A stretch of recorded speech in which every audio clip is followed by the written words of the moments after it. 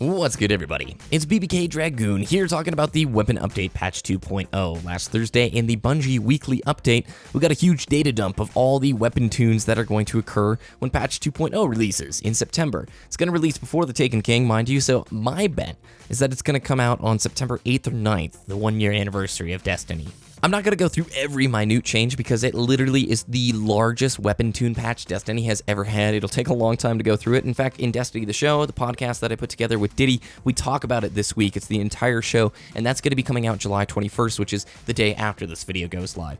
No, what I want to talk about here are some of the main important points regarding Thorn, Icebreaker, Black Hammer, and the Gjallarhorn nerf that is occurring here. What it means, and just talking a little bit more about why I don't think people should be upset. Of course, I want to hear your opinions down below. The community got into a bit of a tizzy about this, mainly because it's a complex update and it doesn't look like all of the issues with weapon tuning were addressed. They weren't fixing the current in-game sandbox, but I want to emphasize this. The sandbox, as we know it, is going to change when the Taken King gets here. New gear, new light levels, new weapons, and that's going to change everything. I can guarantee you that Bungie wants to see some of those new weapons that they've designed being dominant players in the PvP and PvE scene. So while we are working with limited information, it's hard to grasp the full impact that patch 2.0 will have. So the important change for PvP is Thorn. We all know it's the dominant weapon. A lot of people hate that gun. Well, in patch 2.0, the damage over time is going to do 1/3 of the damage that it currently does. But you can stack the dot up to 5 times in patch 2.0. Now on paper, I know a lot of people got upset about this. It made it sound like, oh my gosh, I think Thorn might even be getting better. And the answer is no. The stacking up to 5 times is for PvE. That's so Thorn can actually be used in PvE. If you guys didn't know it, Thorn is not a high-impact hand cannon for PvE players. Fatebringer's always going to outshine it, and it's not one of those options that you would look to as a great PvE option. Now with this damage over time that can stack 5 times, it is. But what's important to remember is by the time you've actually stacked the damage over time, let's say in PvP on an opponent 4 or 5 times, they should be dead already. And this change is going to make it so 3 body shots will not kill. With Thorn right now, if you get 3 body shots on the opponent, the damage over time will kill that enemy. As it stands, and what I believe, now granted we don't know 100%, 3 body shots plus the damage over time will not kill in patch 2.0. So it looks like it's going to be a 4 or 5 hit with the body to shoot Thorn. An important thing to also remember is that hand cannons in patch 2.0 across the board have had a huge change in their damage fall off. They've stated hand cannons should not be able to work past the mid-range. Hand cannons are a small to mid-range player. So they've made changes that are going to reduce its effective range. You shouldn't be able to cross-map people. A hand cannon should not fill the role that is what a scout rifle's for. Do I think Thorns are going to disappear from PvP entirely? No. And I think a lot of folks expected what happened to Suros to happen to Thorn, or wanted that, where just kill the gun, get rid of it, get it out of the game altogether. And when they see this on paper, oh man, it doesn't sound like it's going to be getting a nerf. I guarantee you right now, Thorn is not going to be the dominant PvP weapon anymore. You're going to still see it around, but it's not going to be the player that it once was. The next big PvP offender that's seeing a nerf is the Last Word, which is that hand cannon, and if you didn't know it, it's the fastest time to kill primary in all of Destiny for PvP. So what they're doing, and I'll paraphrase all the changes here, is the range stat is going to 10, it was 20, and they're reducing the stability to 20, which was 30. They fixed the hipfire damage bug, which is cool. They reduced the effective range while aiming down sights, and they made it more powerful when you fire from the hip, basically. So the weapon was designed to be this really fast-firing, up-close and personal hand cannon, but unfortunately, the gun works at distances that it really shouldn't, you know? It's one of those weapons that you can kill people from way too far away really, really quickly. So if you take the nerfs to Last Word that I just said, and you combine them with the range and damage fall-off nerfs that are occurring to hand cannons, the class in general, I really think this is a big hit for the Last Word in terms of PvP. You can still use it, and they definitely made sure that the hip fire bonus, you know, that Old West, it looks so cool when you're firing this weapon. That Old West feel of firing from the hip and blasting people is still something that you can do, and on smaller maps, I still think you're going to see the Last Word pretty commonly, but I don't think it's going to hold the same offense that it once did, which is great. That is a very good change in my opinion. Oh no, a Gjallarhorn nerf. Yes, they're reducing the damage of Wolfpack rounds. By how much, you might ask?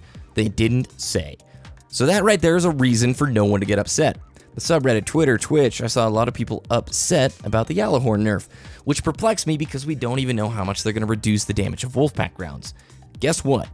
Gjallarhorn is still going to be strong. It's still going to be valuable. It's been elevated to this superstar status for Destiny Year 1 players. I want that gun. Yet to get it. I've had many friends getting 3 and 4 of them. I still want my Yali, but it hasn't happened yet.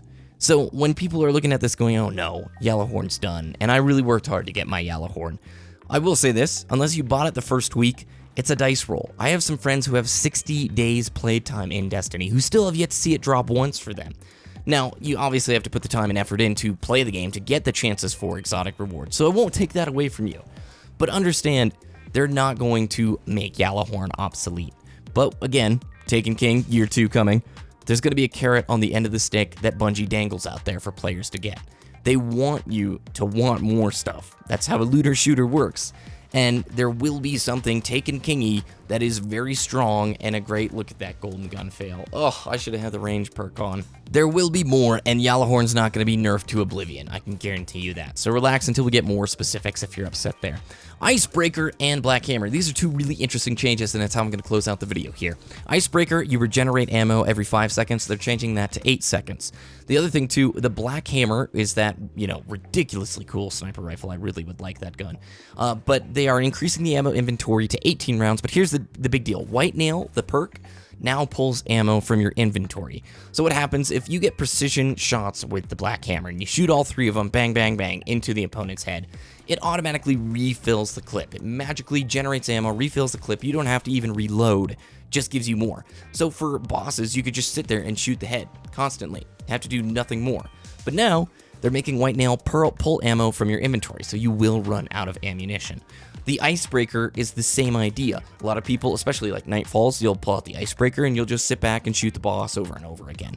They don't like that playstyle, and they want to see people participating in the engagements more. That's why you see this nerf to the Black Hammer and the nerf to the Icebreaker. I have mixed feelings about this. The reason that we stand back and shoot most of these strike bosses with these weapons is because I don't think the strike bosses are very fun. I don't think very many of them are that engaging, require that much thought or effort. They generally are big bullet sponges. Look at the Nexus this last week. Of course I'm going to sit back and shoot that guy with Icebreaker and get it over with. So I hope Bungie recognizes that in doing these nerfs and encouraging people to play in the encounters more, that there is a desire from the players to have more engaging, more interesting encounters. I hope the Taken King brings that to the table because look at the Skolos fight. If you were to burn him down, you'd miss out on one of the best fights in Destiny. Yeah, you get the fight done within a minute if you had your Gjallarhorn or you'd use one of the burn strats and just blow him up fast. Or if you participate in that fight, it's a whole lot of fun because it's an engaging, well-designed fight. You have to do the mines, you have to worry about the tainted light, you have to do the, like, little ghost servitor things. It's a fun fight because it's well-designed. Now, Bungie take those ideas and implement them into the other areas of the game, those well-designed encounters, and you'll see less salt from players over the Black Hammer Icebreaker nerfs. Those are my big thoughts on the weapon patch changes. Thanks for watching. Make sure you listen to Destiny, the show, this week. It's going to come out tomorrow and on Wednesday on this channel. And me and Diddy go into way more detail. It's a huge amount of patch notes. Let me know your thoughts down below. Thanks. If you liked, please let me know by thumb the video up, and we'll see you next time.